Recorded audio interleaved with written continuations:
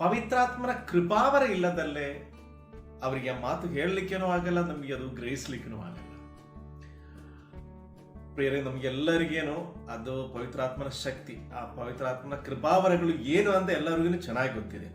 ಆದ್ರೂ ಇದು ಯಾವ ರೀತಿಯಲ್ಲಿ ಅಂತ ಹೇಳಿದ್ರೆ, ಇನ್ನು ಎಲ್ಲಾದ್ರೂ ಯಾವುದಾದ್ರೂ ಈವನ್ ನನ್ನನ್ನು ಸೇರಿ ಹೇಳ್ತಾ ಇದ್ದೀನಿ, ಎಲ್ಲಾದ್ರೂ ಏನಾದ್ರೂ ಸಣ್ಣ ಪುಟ್ಟ ಕೊರತೆಗಳಿದ್ರೆ ಸರಿಪಡಿಸ್ಲಿಕ್ಕೋಸ್ಕರ ಸಿಕ್ಕುವಂತ ಒಂದು ಅವಕಾಶ.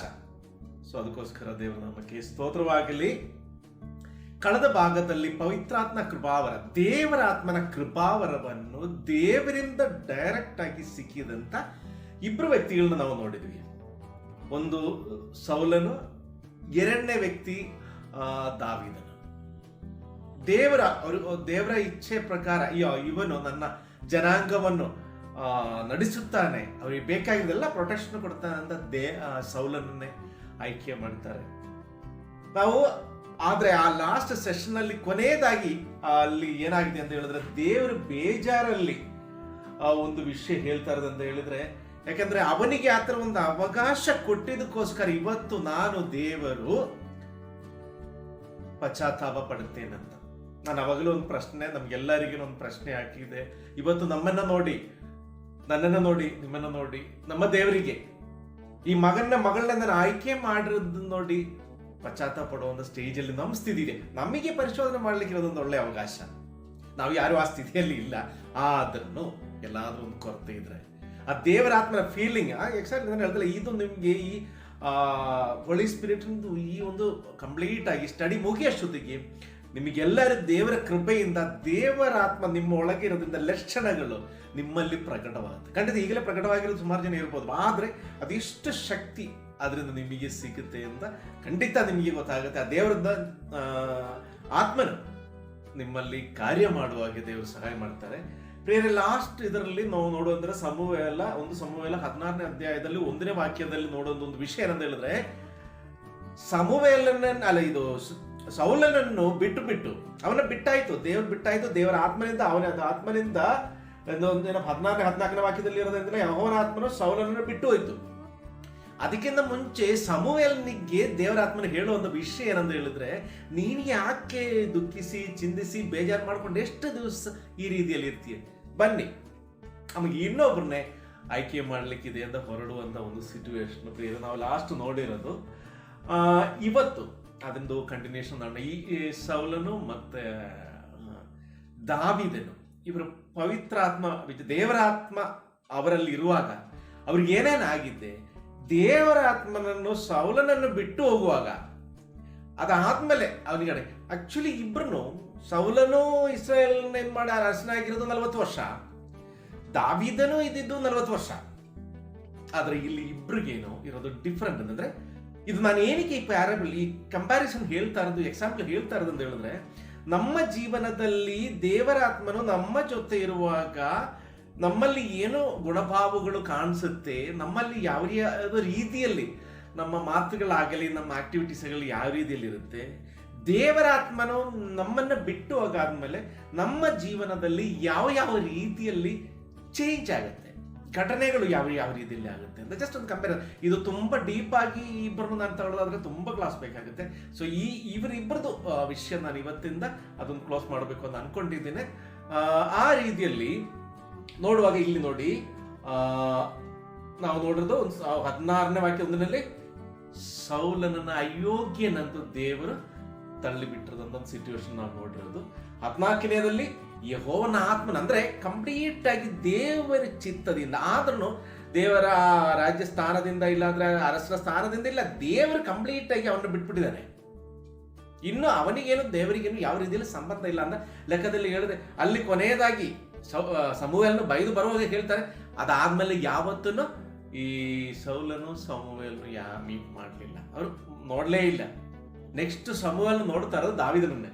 ಇಲ್ಲಿ ಇವತ್ತು ಇವರಿಬ್ಬರು ಮಧ್ಯದಲ್ಲಿ ದೇವರ ಆತ್ಮನ ಕೃಪಾವರದಿಂದ ಯಾವ ರೀತಿಯಲ್ಲಿ ಆಗಿದೆ ಅಂತ ಅದೇ ರೀತಿಯಾಗಿ ಇದು ಹೇಳುವಾಗ ಇಡೀ ಜೀವನದಲ್ಲಿ ಅವರಿಬ್ಬರು ಜೀವನದಲ್ಲಿ ಆಗಿರುವಂತ ಘಟನೆಗಳು, ಅವರು ಜೀವನ ಮಾಡಿದಂತ ರೀತಿಗಳು, ಅದೇ ರೀತಿಯಲ್ಲಿ ಅವರದ್ದು ಮರಣ, ಎಲ್ಲದನ್ನು ದೇವರ ಮಕ್ಕಳಿಗೆ ಕರೆಕ್ಟ್ ಆಗಿ ಒಂದು ಎಕ್ಸಾಂಪಲ್ ಆಗಿ ನಾವು ನಮ್ಮ ಕೈಯಲ್ಲಿ ಹಿಡ್ಕೊಬಹುದು. ದೇವರ ಆತ್ಮನ ನಮ್ಮ ಜೊತೆ ಇರುವಾಗಿಲ್ಲ, ದೇವರ ದಾರಿಯಲ್ಲಿ ನಾವು ಇರುವಾಗ ನಮಗೆ ಏನೇನು ಕೊಡ್ತಾನೆ, ದಾವೀದನ ಎಕ್ಸಾಂಪಲ್ ಆಗಿ ಇಟ್ಟಿದ್ದಾರೆ ದೇವರು.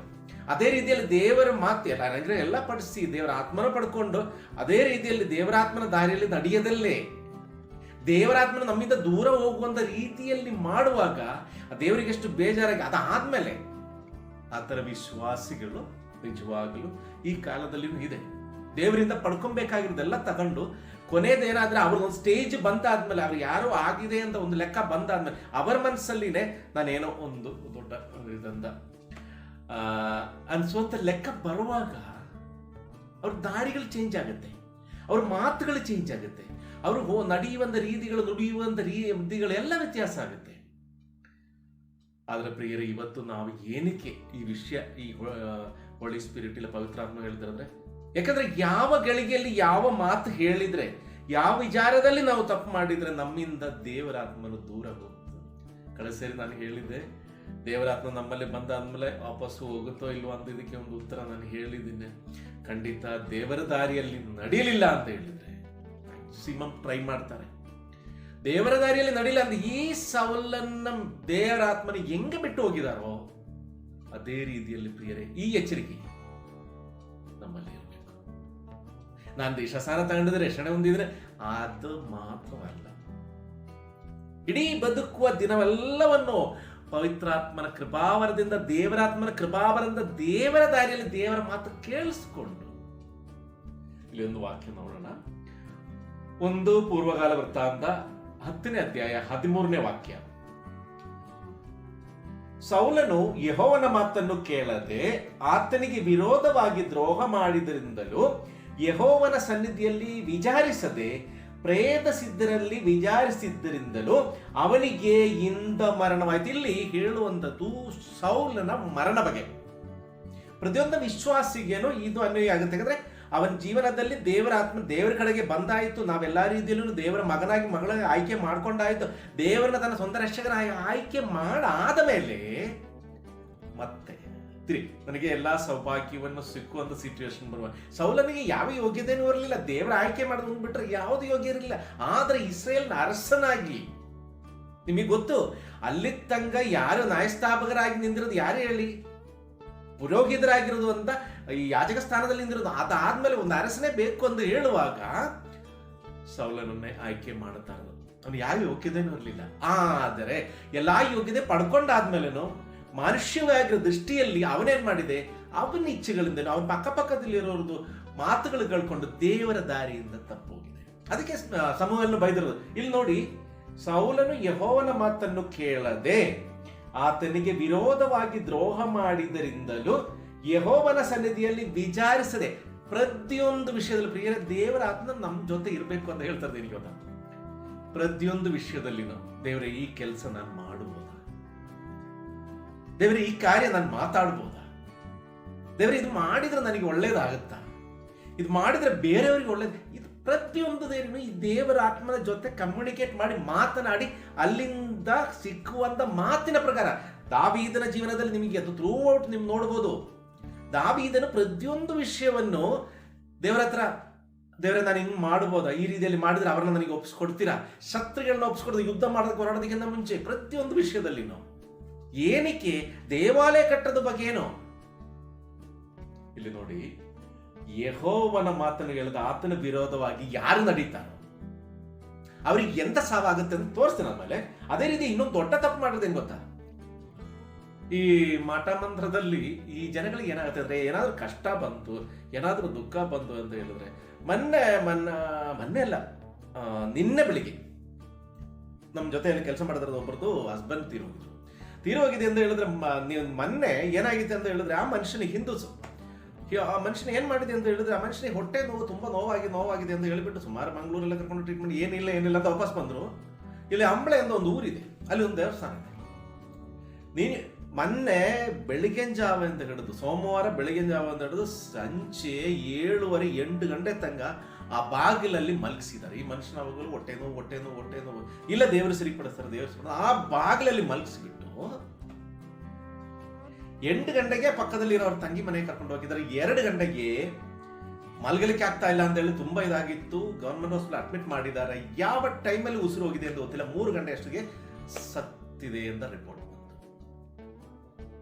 ಪ್ರಿಯರೇ, ಇಲ್ಲಿ ನೋಡಿ, ಇದೇ ರೀತಿಯಲ್ಲಿನು ನಮ್ಮ ಜನಾಂಗದಲ್ಲಿನು ನಮ್ಮ ಕ್ರಿಸ್ಟಿಯಾನಿಟಿಯಲ್ಲಿನು ಎಲ್ಲ ತಿಳ್ಕೊಂಡು ಬಂದಾದ್ಮೇಲೆ ಆಸೆ ಇಂಡಿಯನ್ ಕಲ್ಚರ್ ಅಂತ ಒಂದು ನಮ್ಮ ಬ್ಲಡ್ ಅಲ್ಲಿ ಇದೆ, ಇಲ್ಲಿ ಹುಟ್ಟಿ ಬೆಳೆದ್ರದಲ್ಲ. ಆದ್ರೆ ಪವಿತ್ರಾತ್ಮನ ಕೃಪಾವರ ಹೊಂದಿರುವ ಒಬ್ಬ ವ್ಯಕ್ತಿ ಅವನು ತಿಳ್ಕೊಬೇಕಾಗಿರೋದು, ನಮ್ಮ ದೇವರ ವಾಕ್ಯದಲ್ಲಿ ಎಷ್ಟೋ ಕಡೆ ಆ ನಂಬಿಕೆ ತೋರಿಸ್ತಾರೆ. ಈ ದಾನಿಯಲ್ನ 3 ಫ್ರೆಂಡ್ಸ್ ಇತ್ತು. ಈ ದಾನಿಯಲ್ನ 3 ಫ್ರೆಂಡ್ಸು ಅವರು ಏನ್ ಮಾಡಿದೆ ಅಂತ ಹೇಳಿದ್ದೆ ನಮಗೆ ಹೆಸರು, ಅವ್ರು ದೊಡ್ಡದೊಂದು ಸ್ಟ್ಯಾಚ್ಯೂ ಮಾಡಿ ವಿಗ್ರಹ ಮಾಡಿಬಿಟ್ಟು ಎಲ್ಲಾರು ತಪ್ಪು ಕಿನ್ನರಿಗಳು ಹೊಡಿಯುವಾಗ ನೀವೆಲ್ಲ ಬಿದ್ದು ಅದಕ್ಕೆ ನಮಸ್ಕಾರ ಮಾಡ್ಬೇಕಂದ್ರೆ ಈ 3 ಜನ ಮಾತ್ರ ಹೇಳ್ತಾರೆ ಏನಂತ, ಜೀವವುಳ್ಳ ದೇವರನ್ನ ಬಿಟ್ಟು ಬೇರೆ ಯಾರನ್ನು ನಾವು ಆರಾಧನೆ ಮಾಡಂಗಿಲ್ಲ, ನಮಸ್ಕಾರ ಮಾಡಂಗಿಲ್ಲ ಅಂತ. ಇಲ್ಲ, ಹಂಗಾದ್ರೆ ಒಂದು ಕೆಲಸ ಮಾಡ್ಬೇಕು, ನಿಮ್ಮನ್ನೆಲ್ಲ ಬೆಂಕಿಗುಂಡಕ್ಕೆ ಇದಕ್ಕೆ ಹಾಕ್ತೀನಿ, ಬೆಂಕಿಯಲ್ಲಿ ಹಾಕ್ತೀನಿ ಅಂತ ಹೇಳುವಾಗಲೂ ಆ ನಮ್ಮ ದೇವರ ಶಕ್ತಿ ಇರೋದ ದೇವರು ನಮ್ಮನ್ನ ಅದರಿಂದ ಕಾಪಾಡ್ತಾರೆ ಅಂತ ಹೇಳ್ತಾರೆ. ಆದ್ರೆ ಪ್ರಿಯರಿಗೆ ಇಲ್ಲಿ ಇವರು ವಿಶ್ವಾಸಿಗೆ ಮನಸ್ಸಲ್ಲಿ ದೃಢವಾಗಿರೋದು ಒಂದು ಮಾತು ಬೇಕಾಗಿರೋದು, ಅಲ್ಲಿ ಕೊನೆಗೆ ಅವರು ಮಾತು ಹೇಳ್ತಾರೆ, ಒಂದು ವೇಳೆ ನಮ್ಮ ದೇವರು ಬಂದು ನಮ್ಮನ್ನ ಕಾಪಾಡಿಲ್ಲ ಆದರೂ ಕೂಡ ನಮಗೆ ಸಂಗಡ ಇಲ್ಲ, ನಾವು ನಿಮ್ಮನ್ನ ಮಾತ್ರ, ಈ ವಿಗ್ರಹವನ್ನು ಮಾತ್ರ ನಾವು ಆರಾಧನೆ ಮಾಡಿ. ಪ್ರಿಯರೇ, ನಮ್ಮ ಜೀವನದಲ್ಲಿ ಅನೇಕ ಕಷ್ಟಗಳು ದುಃಖಗಳೆಲ್ಲ ಬರುವಾಗ ಈ ಮಾಟ ಮಂತ್ರಗಾರರ ಜೊತೆ ಇಲ್ಲಾಂದ್ರೆ ಬೇರೆ ಯಾರಿಗಾದ್ರೂ ಹೇಳ್ತಾರೆ ಪರವಾಗಿಲ್ಲ, ಅಕ್ಕಪಕ್ಕದಲ್ಲಿರೋರು ಅವ್ರ ಮಾತು ಹೇಳ್ಕೊಂಡು ದೇವರ ಮಾತುಗಳನ್ನು ತಿಳಿಯದೆ ವಿಚಾರಿಸದೆ